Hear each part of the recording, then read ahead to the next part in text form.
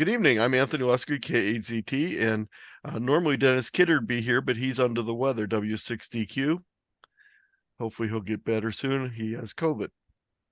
So tonight we're going to go through Beginner's Guide to HF Week 4. Now, we already did weeks 1, 2, and 3, and we had a number of questions. So we sort of pulled together some of the questions and put together a few more pieces of information for you to continue your HF operation guide.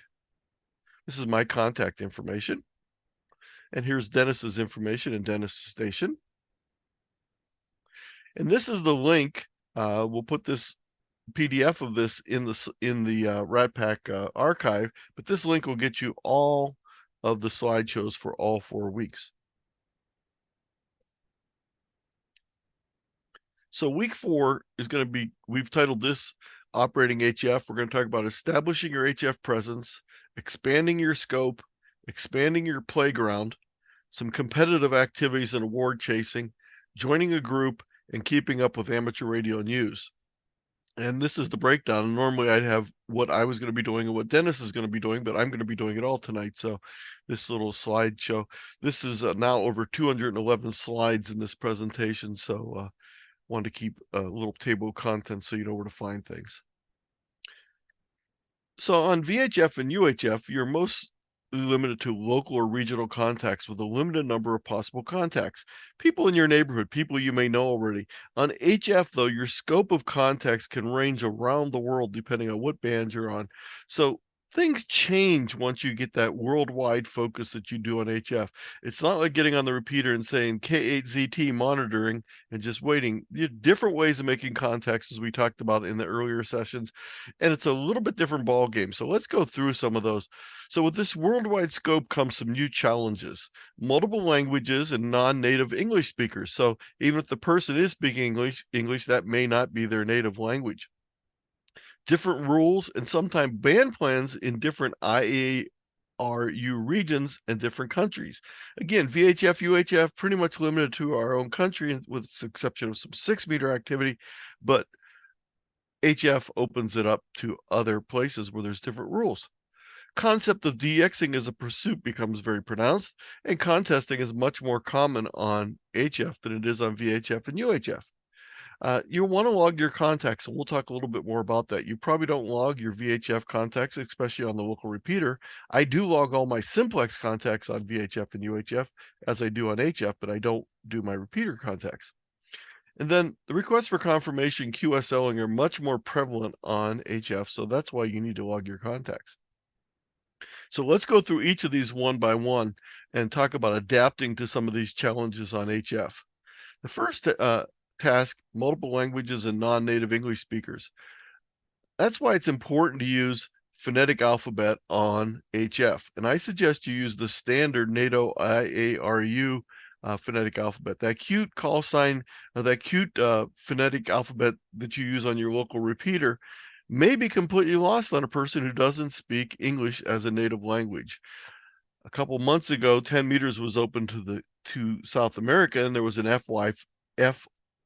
FY5 station in French Guiana, and I really wanted to work them, but I was patiently waiting with my 5 watts while someone in California tried to work them, and I'm sure the person in California was pushing at least 100 watts, if not a kilowatt. It took almost 3 minutes to complete the contact because he insisted on using non-standard phonetics, and the station in the French Guiana could hear him just fine, but didn't understand what he was talking about. Once he finished up with my 5 watts, this was a phone contact, I got on and gave my Kilo 8 Zulu Tango. He came back immediately till we completed the contact in a matter of seconds. The difference? It wasn't the power. It wasn't the strength of the signal. It was using language that the other station understood well. It's okay to have some alternative phonetics in case they get stuck on the standard NATO phonetics, but I would suggest you use that as a starting point in most cases. Avoid the use of idioms, figures of speech. They can go over someone's head. And even someone who's speaks the same language as you, there's unclarity in that. Basic QSOs are quite more often. Rag chewing is less often on HF, especially when you're talking about DX. Next thing you need to adapt to is different rules and band plans in different IARU regions and countries. There are 3 IARU regions in the world. We are in region 2 that includes all of North and South America, part of the Pacific Ocean area. Region 1 is Europe and Soviet Union or Russia. Region 3 is mostly in Africa and Asia. So these different regions have some different information. I have a web page on my website called Rules and Organizations, and when you go there, you can find out different types of band plans by activities, but you can also go to I'm sorry, I clicked on the wrong link.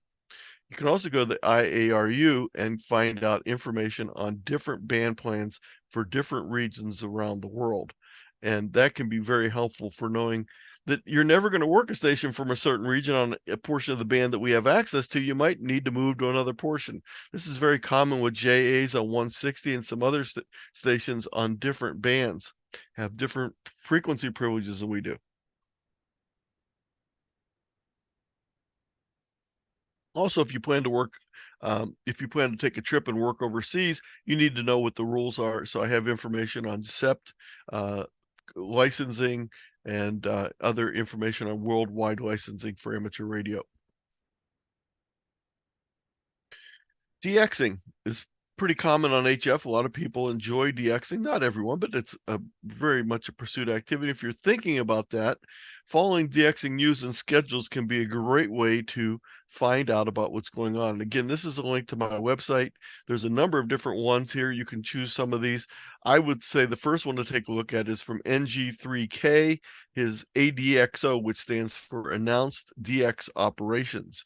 And that will tell you stations that are going to be on the air. But there's a lot of different news sources for what's coming up in the DX world. So a lot of good resources that you can use to find DX stations. You also need to understand the protocols of DXing. Many rare DX stations will use split operation. On CW, they might give you a 5 UP for 5 up or 1 up or just say up, and you need to figure out where they're at. So they're transmitting on one frequency and listening on another frequency, or even more commonly, a frequency range. So when they say 1 up, they're usually listening 1 to 2 or 1 to 3 up, maybe even 1 to 5 up. So if they're at 14.070 and they say 1 up, then you need to start listening at 14.080 and up from there. And you need to figure out where the DX station is answering the people, and then you want to call on the frequency that the station that was successful in getting to the DX station was calling on. You want to make sure you're not calling on the frequency of the DX station. That's a great way to get a lot of people very upset with you very quickly, because you'll be covering up the signal. And that's why they do split frequency operating, so they will not be covered up, and they can tune around and listen to different portions of the band, and the stations that are calling them will know when the DX responds to them, as opposed to being covered up by the stations trying to work the DX station. There's also a whole bunch of information on behavior and manners in DX polyps. If you're not used to it, listen to some good DXers and see how they do, and then mimic them. There are a lot of things that you can do that are not that great. And there's actually something called the DX Code of Ethics that talks about some things you should do and not do when you're DXing. I will listen and listen and listen, and then listen before calling. I will only call if I can copy the DX station, not just because I saw them spotted on the local cluster. I won't trust the local cluster, and etc. And you can read through this whole thing. Again, anytime you go to my slideshows, whenever you see this font or this symbol, that means it's a link you can click on for further information. Contesting is another activity that's very common on the HF bands. There's contests mostly on the weekends, but there's also some during the week.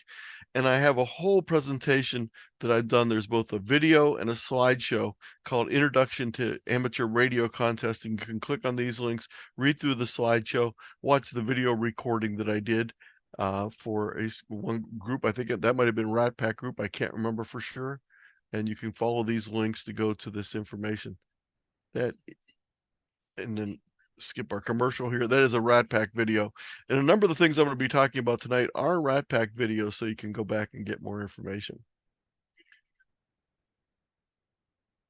Let me kill that. Also, the ARRL Learning Network has a class Introduction to Amateur Radio Contesting, and I know about that because I wrote it. I don't know about it because they don't advertise it a lot. So pass the word to your friends who might be interested in contesting. If they're an ARRL member, they can take this online class for free at the Learning Network, but you need to be an ARRL member to do that. Logging is something that was required for years by the FCC and other licensing agencies. At one time, you were even required to log every transmission you made, even if no one answered you. So an early novice operator might have a whole page of CQs with no answers onto them, so you still had to log it. And by the early 80s, the FCC had dropped logging requirements for US hams. So there's no requirement to log individual contacts. There are a couple of things that you do need to keep track of, such as RF exposure and some other things like that. So there really are some things you do need to keep track of for the FCC, but you're not required to keep track of the contacts you make. But if you want to maintain an HF presence, create QSL confirmations, chase awards, etc., most active HF operators keep a log of all their contacts, and I would strongly suggest that you start doing that on HF. It may be paper. Here's my log from October 1983. So that log is 40 years old almost, and it's funny. I had this picture in an article I wrote for CQ magazine, and K1 ITX wrote me back an email that he had seen it and he was very impressed to see it in the log there. So I have a whole presentation on logging software. There is no recording for this, but the slideshow presentation is available. And again, as soon as someone has me do it and records it, I will post a video of it. Confirmation and QSLing. I have a link here to the ARRL Basics of QSLing. This is a good introduction to the whole idea of QSL cards and QSLing. It's about 20 some slides long, and it's a very good basics that talks about it. I also have a presentation from the ARRL on the QSL Bureau. The Bureau is often sent in CW as BURO. So if people say the Bureau, that's what they're referring to, the QSL Bureau. And the QSL service requires you to be a member to use the outgoing service, but you do not need to be a member to use the incoming service. And you'll want to read all about this. Both the outgoing service and the incoming service work differently. So this is the card sorting area at the ARRL. I was able to see that when I was in Newington a number of years ago, and very interesting. So I also have a presentation that talks about QSLing in an online world. It talks a little bit about the QSL bureaus and paper QSLing, but then it really focuses a lot on the logbook of the world, eQSL, and other ways that you can do QSLing electronically.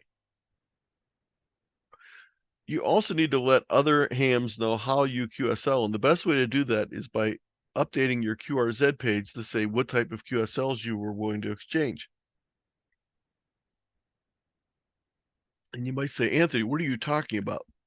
Well, in that presentation, I go into more detail, but let me just quickly show you. If you go to qrz.com, actually got to spell it correctly to get there, and you log in. Now, you don't have to have a paid subscription to log in, but you do need to set up an account.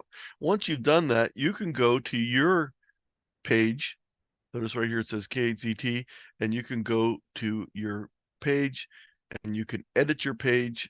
And on that page, you can change information. You can put a biography, you can put other information, you can check your basic call sign data. And let me show you what I mean by that. If you do a search for me, K8ZT, or anyone else you do a search for, you will see that there are some tabs. One tab says details. On that tab, there's some information that comes from QRZ and from the FCC database. But there's some other information that comes from other sources. Depending on how your mailing address works with the FCC, your grid square might be being looked up from your local post office, your local county, maybe even not something that close. So there's very likely that the first two digits are probably correct, but the second, the third set of digits, the fifth and sixth character, are probably wrong because they're probably not based on your exact location. So check that. You can edit it once you've signed up for to be able to edit your QRZ page. So check that. Check your county to make sure your county is correct. And then you go down here and you can tell it how you want to accept QSLs. Do you want to do them by mail? Yes. Do you want to do them by eQSL? Yes. And I do them by Logbook of the World also. So those are all available. You can also put previous calls here. So again, make sure you go through and update your QRZ information. Are QSL cards still a thing? I put this into search and saw what the answer was. And the answer that came up was, who uses QSL cards? Many people send QSL cards. Although they are not nearly as widely used, they are still useful and also attractive to collect. Radio amateurs, many transmitting ham radio operators, particularly those using the HF bands, send them out regularly. And here's a picture of some QSL cards that I have here that I've received from other people. This is just a small sampling. I have many, many cabinets full of them. This is one of my cards from before, and this is my most recent card on the front, and this is the back of my card, the way I printed out from my logging software. So my logging software prints out this portion right here with the call sign and all the information. The other part is pre-printed on the back of my QSL cards. And I talk a lot more about that in my online QSLing presentation, even though this is paper cards. So you're going to be developing an online presence, and this is something you want to do if you're going to be an active HF operator. And your online presence can start out by going to that QRZ page and putting down a little bit of information there and making sure everything is correct. You might also want to consider creating a personal amateur radio web page. You might not, but you can put quite a bit of information on your QSL page, your QRZ page without much detail, and people can find you easily there. So when we look someone up, I'm just going to guess. We'll see what Dan has on his page, if he has anything. I'm not trying to embarrass you, but notice he does have information here. He says he does not monitor QRZ logbook. He has his QSL card here. He has his RATPAC information here, and he has a copy of his license from November of 1975. And this is a young Dan Muller. How old are you in this picture, Dan?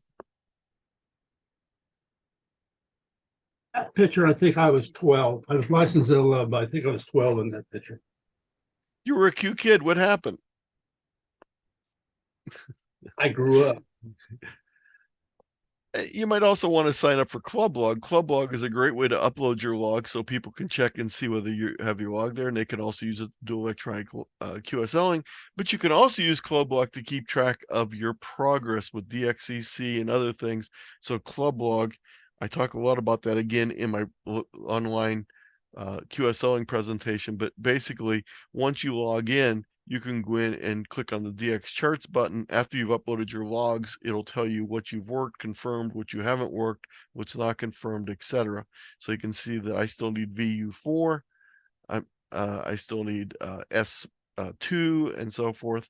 Unfortunately, most of the ones I still need are pretty rare islands.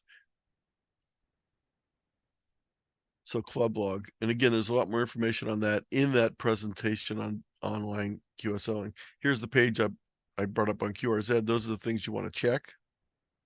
Here's QLog. Now, let's talk about expanding your scope of operations. Modes, and more modes. There's a lot of modes that are used on HF. On VHF, in UHF, most people start off with FM. Some people might add single sideband or digital mode. Some people might even do a little bit of CW, but for the most part, a lot of VHF and UHF is FM. On HF, you're going to have a wide variety of modes to choose from, and some of them are going to be much more common in HF than they will be on VHF and UHF.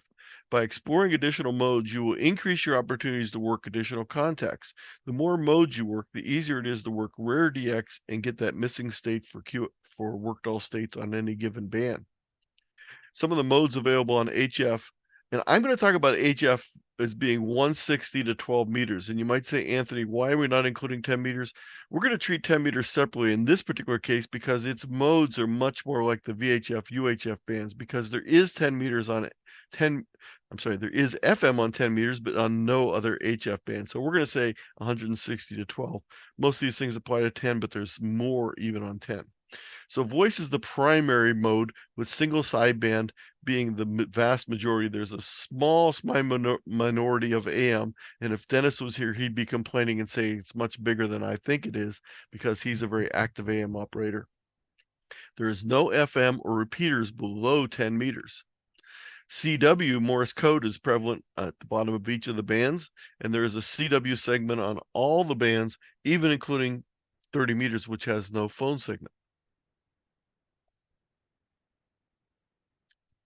Traditionally, digital modes included RTTY. That was very commonly used for a number of years, even going back to the green keys days in the mechanical teletype type machines. There's a bunch of newer digital modes, aka digital sound card modes, predominantly FT8 and FT4, but there still is some RTTY, and most of the RTTY is now done via sound cards. There's also PSK and a large number of other digital modes available. And FT8 and FT4 are definitely the fastest growing modes on HF. There's also some image modes, two types of image modes. We'll talk about those in a few minutes here. With no novice license or CW requirement, most new hams start out with single sideband or digital operations because they don't know CW. Many hams are still interested in learning and operating CW, even though it's not required for license. Newer hams often become interested in CW due to other contests and activities they're involved in. They might get involved in QRP and say, hey, it's much easier to make QRP contacts with CW, so maybe I should learn CW. Or maybe they get involved in POTA and they realize that there's a whole nother world of POTA in addition to phone operation with CW. So that's what happens in a lot of cases. So why CW? It's a better chance of contacts with single sideband when you're dealing with weak signals, poor antennas, portable operation, low power equipment. Also, it's an additional mode for contesting. CW contesting is very popular. A number of people only contest in CW.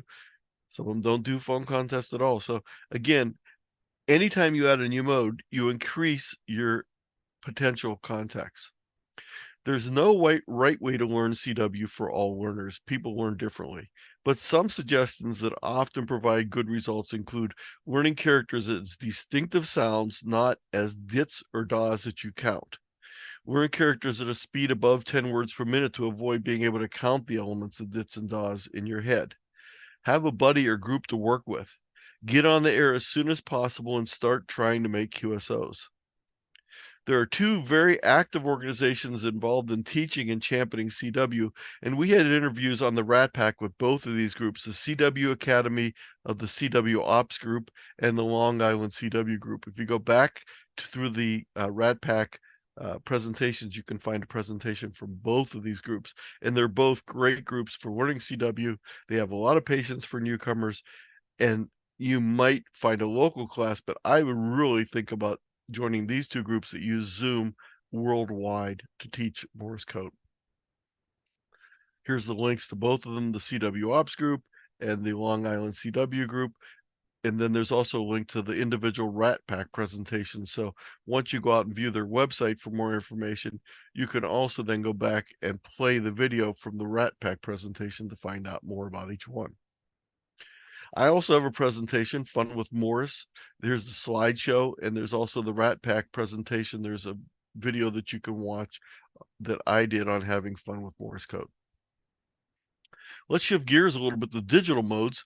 Most digital modes on HF today are accomplished using a computer and sound card, often called sound card modes or digital sound card modes.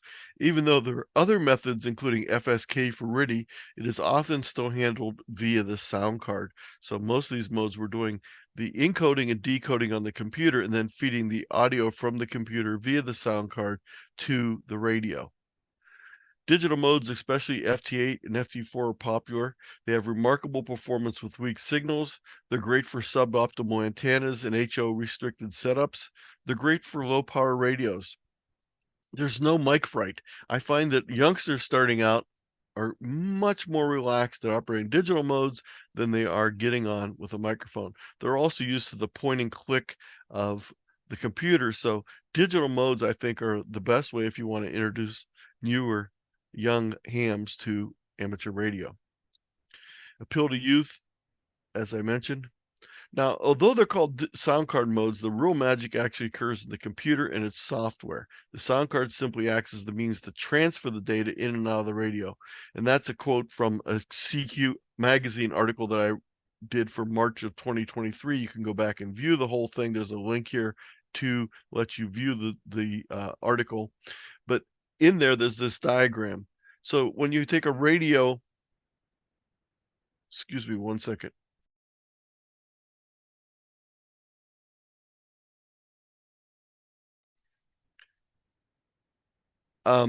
So once you do that, once you have a computer with a sound card, or you add an external sound card, and then you interface it to your computer, you can install the WSJTX software and work all these different modes. You can install FLDigi and work all these different modes. And if you add another piece of software called a VARA modem, software-based modem, you can do WinLink, VARA AC, VARA FM, and a number of other things. These are all free. This particular software has a fee to be able to register. Once you do that, though, it opens up all these modes to you. For more information specifically on FT8 and FT4, I have a slideshow and a RATPAC presentation you can view the video of on FT8 and FT4. For more information on digital modes, I have some links here. This is the link to the WSJTX software, the link to the FLDigi software, VARA modem, the WinLink Express program, and the VARA AC, which is a VARA chat mode. Those are all available. There's also been a number of presentations on all of these on RATPAC. Image modes. Ignore the bottom part that got cut off. That's on the next slide. There's 2 ways to send images modes, and let me just say there's actually 3 ways to send images via HF. The first one, which we're not going to talk about, is with VARA and other modes, you can actually transfer files. So you could transfer a file that contained an image. The image itself would not be being shown on the screen, would not be being shown by the receiving station, but they could open up the file later. But let's talk about things that actually go directly out as images.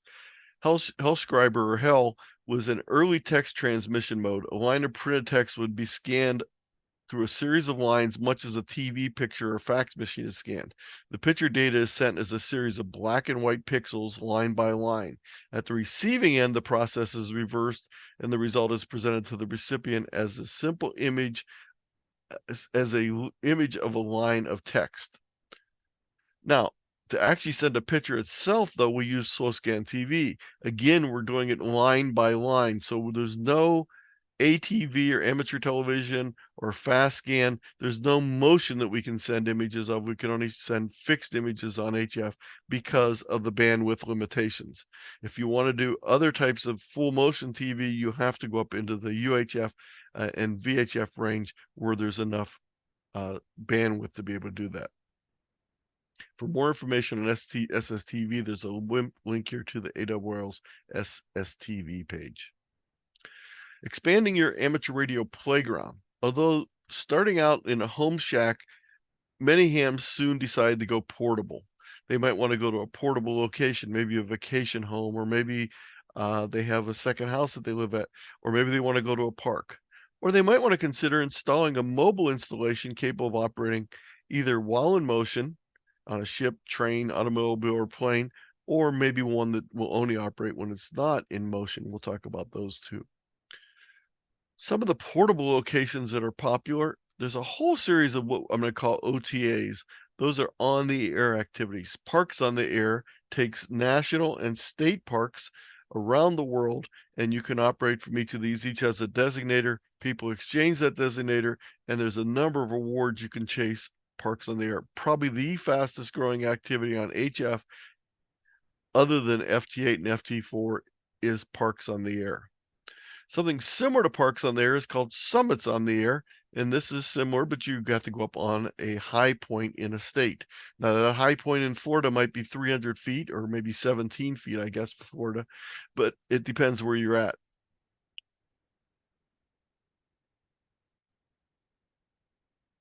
Dan, if you could respond to that item in the chat. Islands on the Air is very similar again, but it involves national islands. There's also an American Islands on the Air program, North American Islands on the Air, but the IOTA is for international islands. And that might be something as large and populous as England, or it might be something as rare as a rare Pacific island, such as VP6 that's been on the last couple of weeks. There's actually a contest for islands on the air in addition to the activity all year long in the summertime, and that's a fun contest to operate in.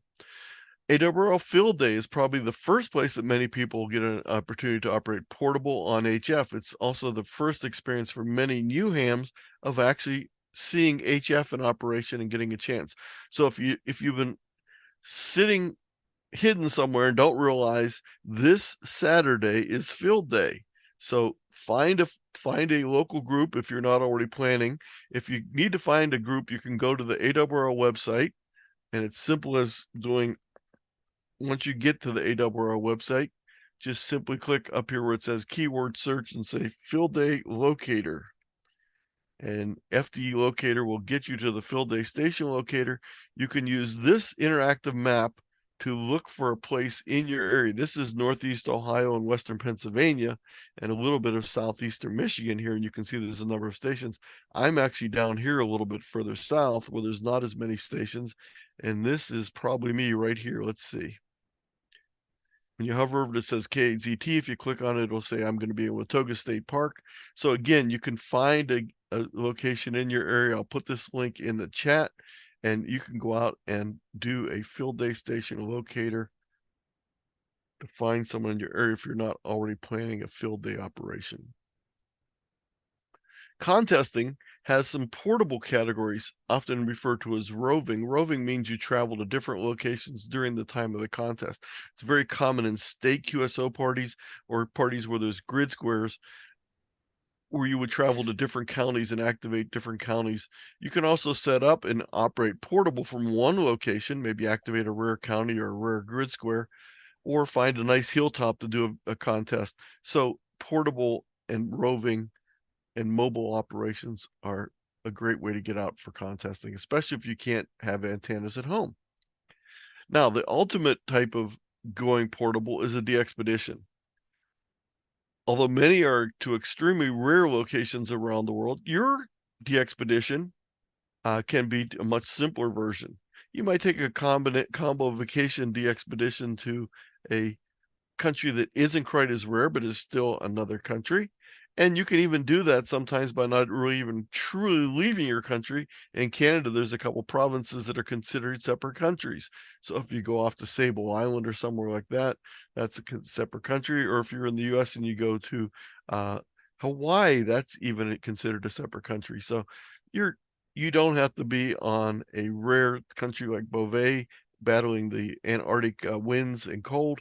Your combo vacation could be to a luxury resort in the Caribbean. Mobile operating. There's two types of mobile operating. The first type is a station that can operate while in motion. That means that everything functions while you're driving down the highway. It means you don't have things sticking up higher than 14 feet to hit underpasses. Now, if you live somewhere where there's no underpasses to go under, I guess you're allowed to have your antennas as high as you like. But back here in the East, that's kind of hard to do. I'm sure that there's some places out West where you could do that and not have a problem. The second type is when your station requires parking to operate. One thing that might happen is maybe you have an antenna that needs to be tilted up, raised from the vehicle. Maybe it has a tied down flexible whip that needs to be released, or push-up mast, etc. So the antenna is on the vehicle, but it's not deployed. The second type is when the antenna is not on the vehicle at all, and you could use any type of fixed antenna you'd use for a portable situation, a dipole strung between trees, an end fed, a ground mounted vertical. You simply run coax between that antenna and your car. But again, you can't operate it in motion.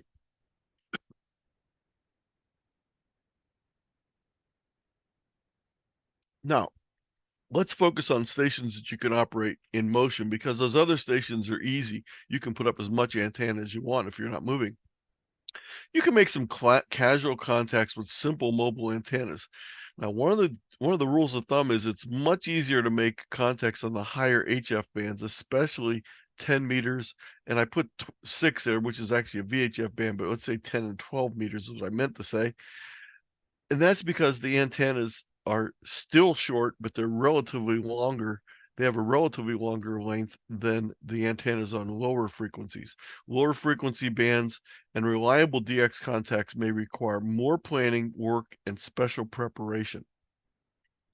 So I have here a number of resources for well-designed installed antennas and consistent distance using mobile techniques. And probably the Bible website is K0BG's website for mobile operations. He has tons of information here, everything from alternators and batteries to antenna mounts, antenna mitts, antenna problems, bonding and grounding, etc.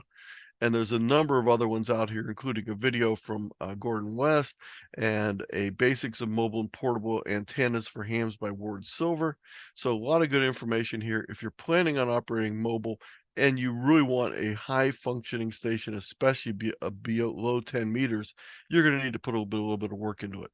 10 meters, you can grab that cheap CB antenna, cut a few inches off the top of it, tune it up, and you'll be just fine for most of your contacts on 10 meters with that little mag-mounted CB antenna, but it's not going to work the same way on 80 meters.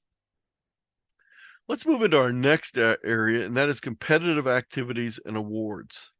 Now, for contesting, I've already mentioned that, so I'm not going to bring up contesting again, but there's other types of competitive activities, and they include things such as award chasing, aka known as paper chasing, because most of the awards are paper. There are some trophies, or some of them come electronically, but a lot of them were paper traditionally.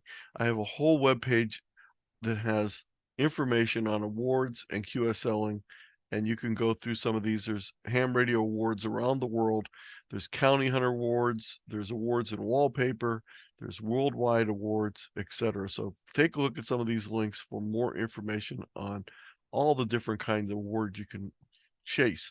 Now, I'm going to talk about some in specific here that are very popular ones, such as the AWR Worked All States, Worked All Continents, DXCC. These are very common, and quite often hams start out by getting their first award is Worked All States, working 50 states. CQ has an award for working all similar to DX. They have a DX award. I don't have that listed here, but they also have a worked all zones. That's the 40 zones. And then an activity I'm very excited to be involved in. That's the DX Marathon. We had a presentation on this at the beginning of the year by RATPAC, and you can go to that presentation. And I've been actively chasing. And if you're wondering, what can you do with a 5-watt station in Ohio? I'm now at 210 DXCC entities in all 40 zones so far this year in the first 6 months, and how many days are we? 21 days in, and it's been a fun thing. So getting DXCC, you got to get your first 100 countries, but after you get them, it gets harder and harder over time to get new ones, but the marathon is a way to renew that and do it every year. There's tons of other contests awards out there. Here's the DXCC, which stands for DX Century Club. So DX 100 is the Century Club, and once you get your original thing, you can also get stickers to be put on it as your numbers go up. And this particular person has a really high total of 320.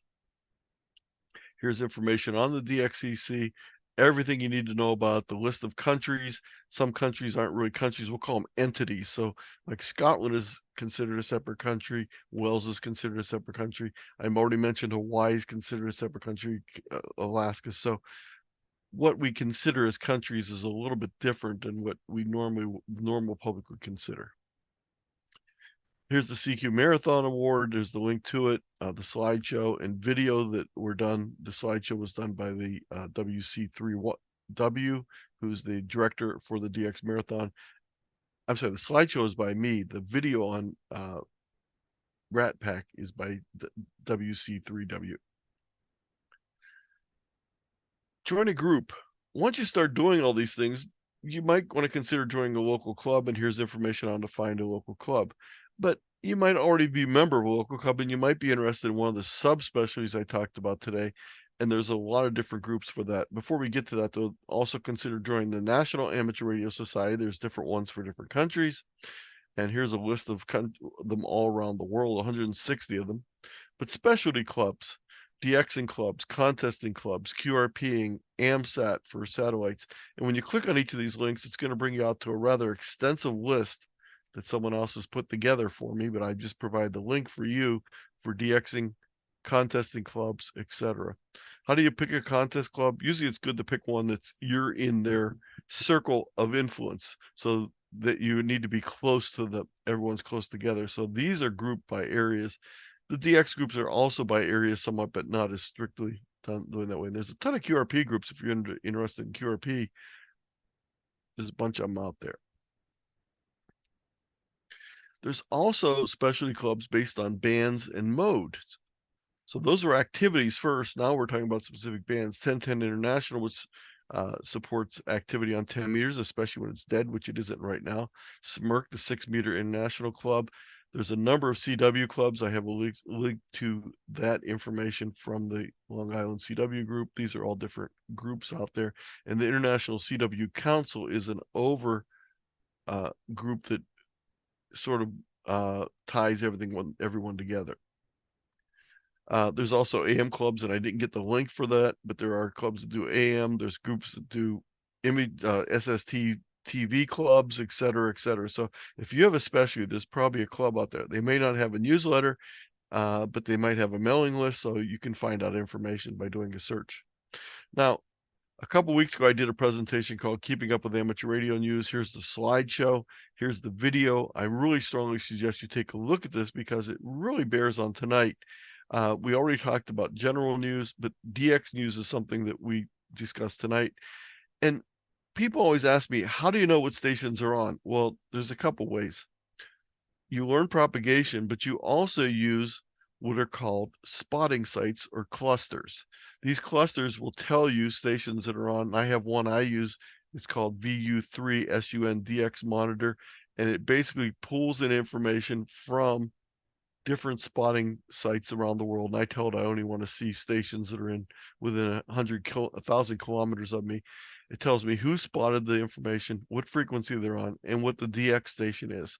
It also can have comments and notes. So something like this, there's a wide variety of them available.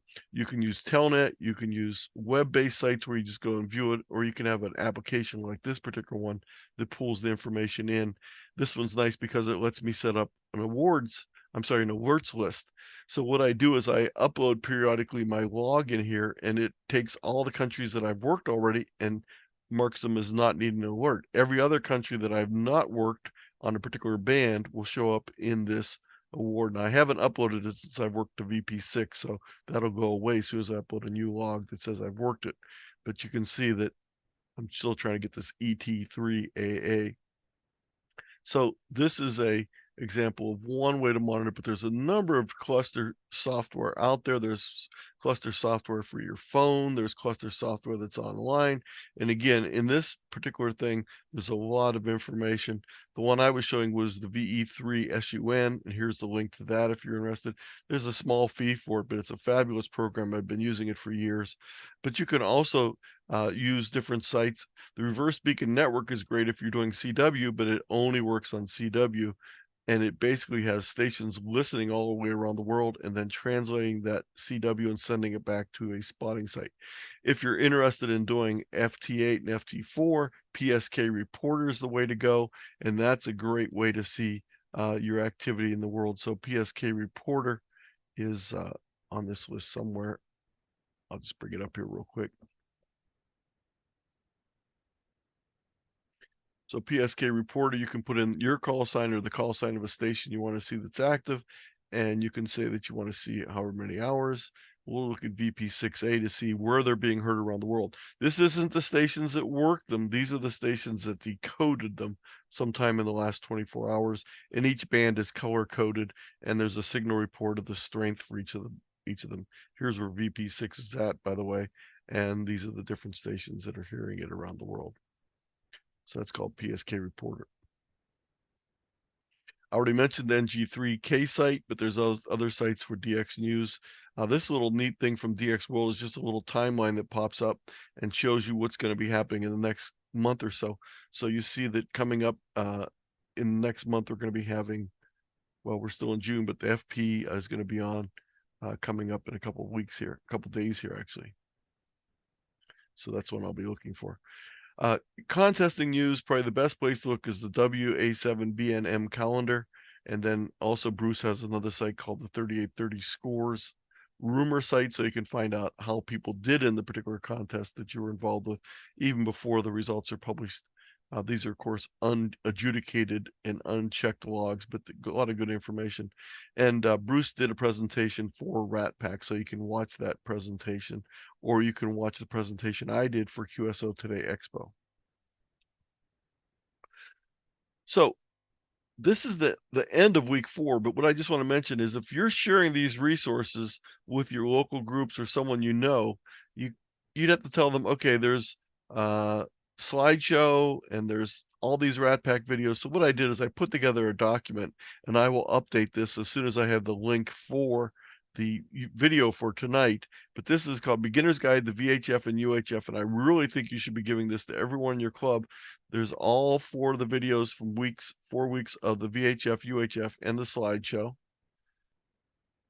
And then there'll be there's the first 3 weeks, and the week 4 video will be listed here, and the slideshow will be listed here. So this document is available at this link right here. I didn't mean to click it. I'll copy it and put it in the chat. So I wrote a document. You can just submit this to your local newsletter editor, and all the information will be there. Give me a day or so to get that one updated, but that'll be the same address once it gets updated. So that's the end of the presentation for tonight. Again, the whole slideshow is available at tiny.cc/BGHF, and that is all 220 slides for all 4 weeks. Although, if we still continue to get questions, maybe we'll do a week 5 sometime in the future. So I'll go ahead and stop my screen share, and I'd be happy to take questions, comments, etc. Move your guest off, and away we'll go. Yeah. You Okay, can either put your question in the chat, or you can raise your hand. Dan will acknowledge you. Or you can just jump up and down. No, that doesn't always work. And Dan knows I get very disappointed if I don't get a lot of questions. Great presentation, super presentation. In fact, as always there, Anthony. Do we got any comments out there, anybody?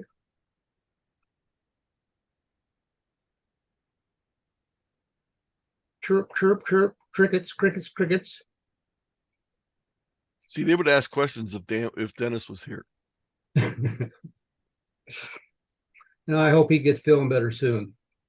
I missed on the tag team. It's fun when we do the tag team presentations. You two make a good team, and you're full of a lot of enthusiasm. It rubs off on everybody else. Oh, by the way, if you want to watch the other version that Dennis and I did, after we did the first 3 weeks, we were asked to do a version for the Den Bedell group in the UK. So we actually have a HF beginners UK version that you can watch also if you're interested.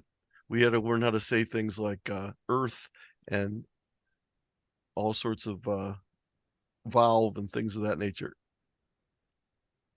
If anybody has requests, interests, whatever you'd like for us to present on, or do some kind of a presentation of some type on, let us know. Tell us about it. We're always I got a couple of ideas submitted to me today that I forwarded to the RATPAC group.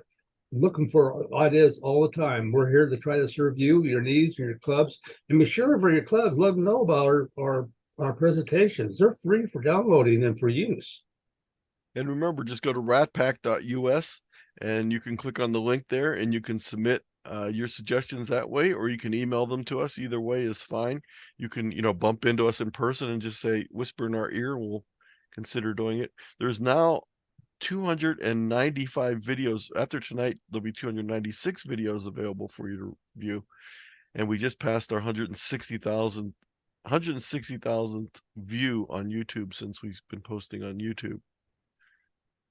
We've been doing this for close to over 3 years now, I guess. More than 3 years. You started April of 20, so we're about 38 months. Yeah, it doesn't seem like it. With the exception of a few times we took off, didn't have it because we went to the ham conventions or something like this. We've had 2 presentations a week, and one Wednesday tonight is for general amateur radio, and we tried to have for disaster communications on Thursday night, and both of them. By the way, just a reminder: this Thursday there is no session tomorrow. It's field day prep day, so I wanted to say that in the beginning. I forgot, so just a reminder: you can stop in tomorrow, but there won't be a presentation. Dan will probably have the channel available, so if you want to drop in the Zoom and discuss things, you're welcome to. If you want to talk about your field day plans, you're welcome to. So again, questions, comments from the group, I'd be happy to entertain them. I'm gonna have to stop using so many slides, Dan. It scares people from asking questions. Actually, yeah, I do have it open so anybody can use them. I see people pop in and out all day, Wednesdays and Thursdays, on this channel, Zoom channel. Feel free to. You'd be surprised who you might find out there to talk to. Call DX on Zoom. Who knows? But just use it. It's there to be used. We change it on usually Thursday night. I forgot to show one slide, Dan. Okay.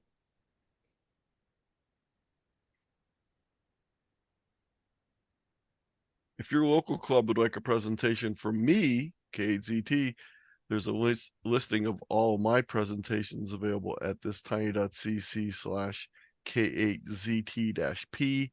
And you can also go back and check out slideshows I've done, videos that have been recorded of them. But if you'd like one for your group, I've done over 350 since the beginning of the pandemic. I'm trying for present all states, and I'm still missing some states out there. So I'll have to have you do one for Idaho so you can catch up on Idaho. yep. I'll put that link in the chat also. Well, you're going to have an easy time editing this tonight. I am. You're making it too easy for me, guys. Could I ask a radio type question? Absolutely. Okay, I'm looking at the Xiegu X6100. I've seen both good and bad reviews on it. Have you have any experience or opinions on it? Yes, I have had some experience. The radio itself is really nice looking. It's well built. The issue that really threw a little bit of a damper on it was when it came out, the software was really still beta software. So the firmware has been updated a couple times and really improved a lot of things. But when it first came out, the software was definitely missing a lot of functions. And Xiegu tends to do that. They spend a lot of time cranking things out, but they quite often bring the firmware out before it's finalized. So once you update all the firmware, it works pretty well. But you might also want to look, if you're considering that, you might, depending on what your goal is, there's a really cheap version from Xiegu called the G106. That's really a bare bones CW and phone radio for under $300. They also have the G90, which is a 20-watt radio. It's designed as a field radio, and it's got a little more power, and it's been around for a while. It's probably the most mature product from Xiegu.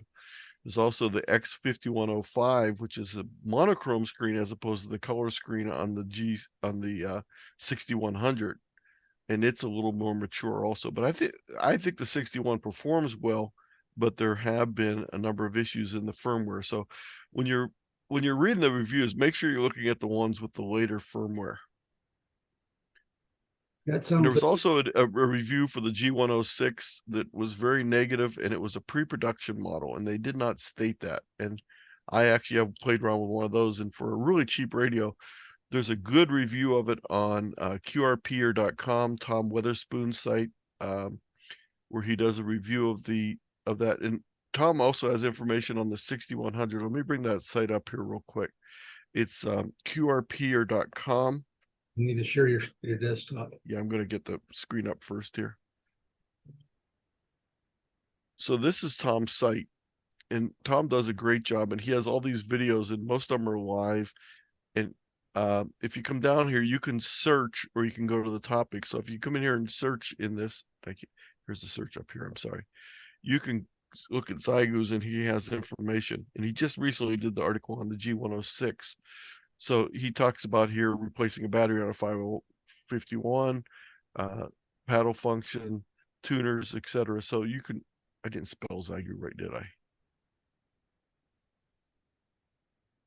No, I didn't. That's interesting. Spelling it right. He always has a rotating. So here's a ICOM 705, etc. But he just did the review of the G106. It was $264 and actually was on sale for $245 a week ago. He has information on the different models. So take a look at this. I think Tom does a really good job of putting information out. So take a look at his information. And if you're looking at any portable low power radio, he's probably done at least a field trial with it.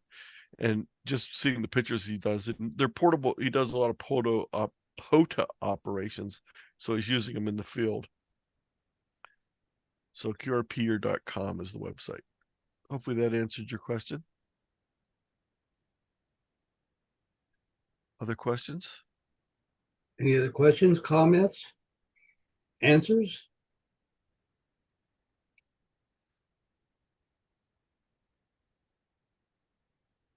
Well, pretty quiet bunch tonight. Everyone still has sun in their eyes from this being solstice. I guess so. Solstice. It is funny. It is dark here now. I got a question. Go for Yes. it, R. Who's R? It's Ruben, KD6CWI. Okay, what's your question? Question is on, I've been having some issues on Grid Tracker. So how do okay, I got it working, the messages is working and everything else. How do I show the what do you call this? Now I can't even remember what it is. It's Signal to something noise to- ratio. Excuse me? Are you trying to see the signal to noise ratio report, the dBs? Something has to do with the signal. I can do the receive and the transmit on the signal, it shows. But there's one thing I can't seem to, I don't know what, I can't even remember now. It has to do with the grid tracker. It's a very complicated program. And what happened was when I was forced to change the Windows 10 to Windows 11, I mean, it wasn't working, and it took me a month to figure it out. But what happened was I had to re-download Grid Tracker, and it started working again on the Messenger. So Yeah, and one thing I would definitely do is subscribe to the Grid Tracker IO mailing group. Groups IO yeah, mailing list. I'm subscribed to the group already. Yeah. Yeah. Somebody got back with me with an answer, but it was only one person and it didn't solve it. But I accidentally solved it when I had to reinstall it again on my computer. And once I reinstalled it, the messenger worked already. That's on the top right portion because it was off during that time. And my original question was something to do with, I think, the mapping. The only thing that's showing on my mapping is the transmit and receive, and there's another showing on the mapping other than the transmit and receive, and that was my original question. I just can't remember. I'm not that familiar on Grid Tracker specifics to be able to answer that for you, unfortunately. Oh, okay, all right. That's why I played with it a little bit, but I don't use it as enough to know all the details. Yeah, but the PSK reporter, I don't have any questions in that, Yeah. so that's pretty much easy. Have you experienced a Whisper? Yes, I have a little bit. I've not done a lot of it, but I've done. Yeah, I tried installing it on the Whisper on the WSJTX on it. And when I tried doing it, it changed all the settings on my FT8. So you gotta take a picture of your FT8 settings and then work on your WSJTX if you want to go back to FT8. Oh, let me show you the trick to do on that. I can show you the trick for that. Okay, cool. There's a trick. Let me bring that up real quick here. Let me move this out of the way. Most people don't realize that on WSJTX, you can create multiple profiles. And this is a really good thing to realize, especially with field day coming up. There was an issue on that one because QSLing gave me an issue in regards with multiple profile because of the IP address. So here's what I'm talking about right here on WSJTX. On configuration. On configurations, come in here, and what you want to do is make a copy of whatever configuration you have by cloning it.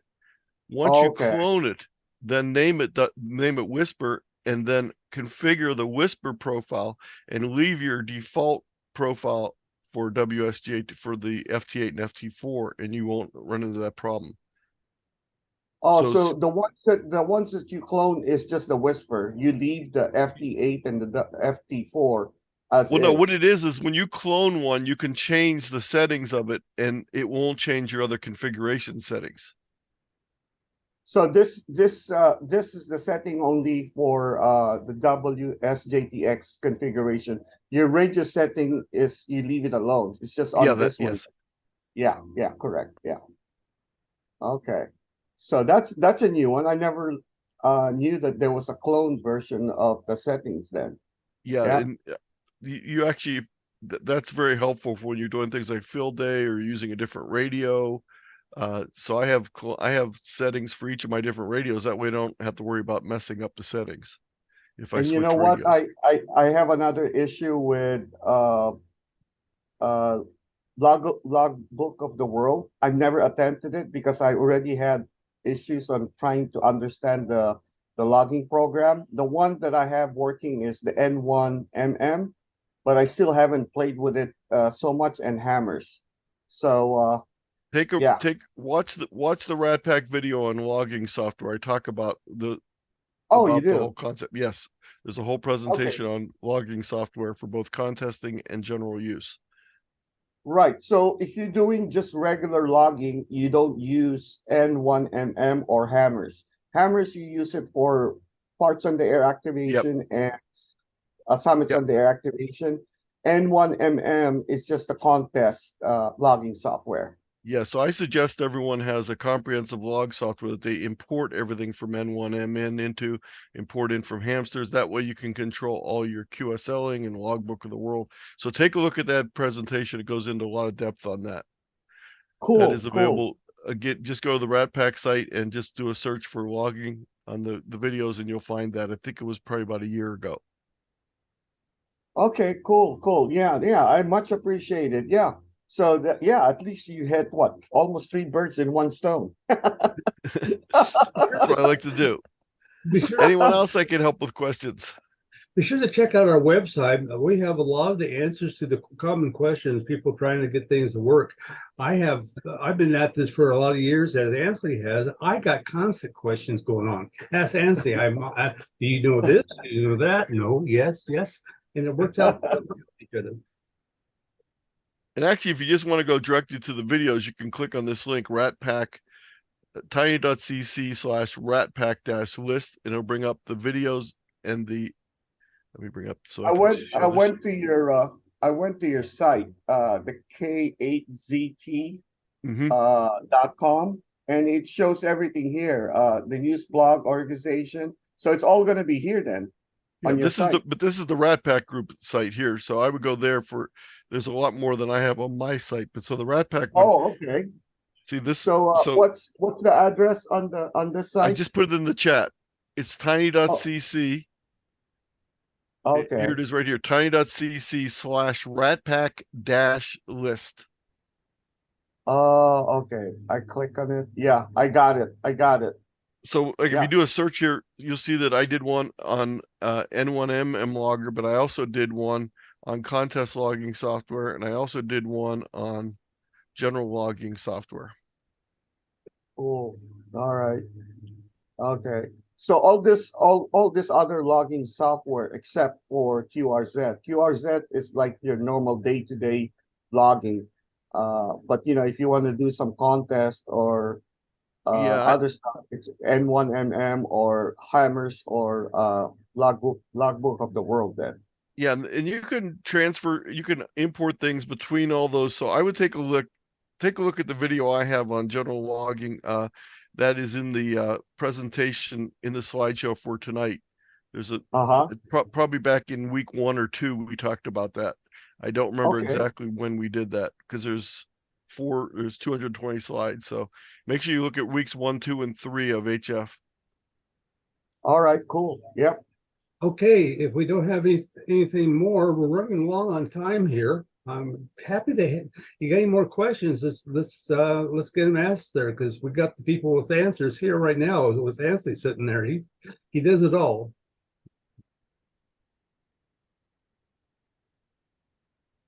I'm not hearing or seeing anything more. How about you, Anthony? How you doing? I'm doing fine. I got to continue packing for field day. So if we're all done, I'll say 73, and I hope to work you all. KZT 2 Bravo, West Virginia. Okay, 73 is everyone. We won't see you tomorrow, But we will see you next week. So 73s, have a great field day weekend. And don't do anything that I wouldn't do. And if you do, don't get caught. Bye-bye.